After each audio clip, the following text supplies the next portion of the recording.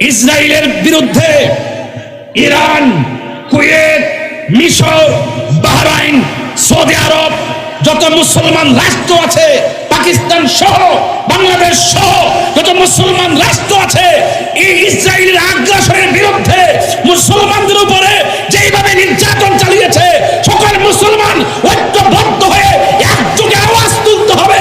অনতি বিলম্বে ইসরায়েলকে সন্ত্রাসী হিসাবে ঘোষণা করতে হবে। আপনারা জানেন বিশ্বে আন্তর্জাতিকভাবে মুসলমানদেরকে নিধন করে দেওয়ার জন্য আন্তর্জাতিক চক্রান্ত চলছে, কথা বলেন ঠিক কিনা? আপনারা দেখেছেন গত পরশুদিন অনর্থক ইসরায়েলের সন্ত্রাসীরা ইরানে আক্রমণ করেছে। কোনো দোষ নাই, কোনো ত্রুটি নাই, অনর্থক। এই ইরানের মধ্যে ইসরায়েলের জঙ্গি গোষ্ঠীরা, সন্ত্রাসী গোষ্ঠীরা কি করেছে? আক্রমণ করেছে। এই ইসরায়েলের বাদেনমার গোষ্ঠীরা সারাটা জীবন আমাদের ফিলিস্তিনি মুসলমানদেরকে, গাজার মুসলমানদেরকে মেরে মেরে শেষ করে দিচ্ছে, কথা বলেন ঠিক কিনা? এবার আমাদের মুসলমানদের পক্ষ থেকে আমাদেরকে ঐক্যবদ্ধ হওয়ার দরকার আছে না নাই? আরো বড় করে আছে না নাই? আপনারা দেখেছেন যখন ইরানে ইসরায়েল প্রথম ক্ষেপণাস্ত্র নিক্ষেপ করলো, ইরানের পক্ষ থেকে ড্রোন পাঠিয়ে একাধারে ওই ইসরায়েলের মেরুদণ্ডে আঘাত করে তাদের স্থাপনাগুলো উড়িয়ে দিয়েছে। মারহাবা কর না কেন? আরো জোরে করে মারহাবা কর না কেন?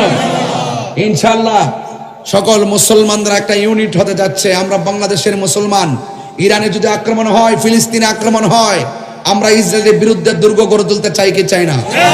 আরো জোরে চাই কি চাই না?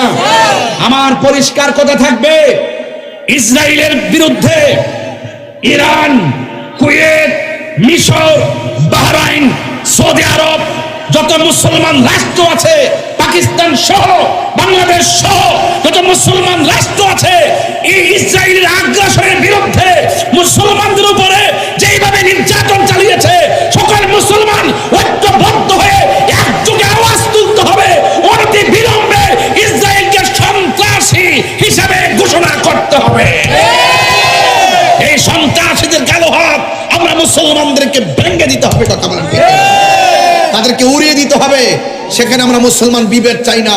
ঐক্যবদ্ধভাবে ইসরায়েলের আগ্রাসনের বিরুদ্ধে আমরা সকল মুসলমানরা এক হয়ে লড়বো ইনশাআল্লাহ। আরো বড় করে ইনশাআল্লাহ।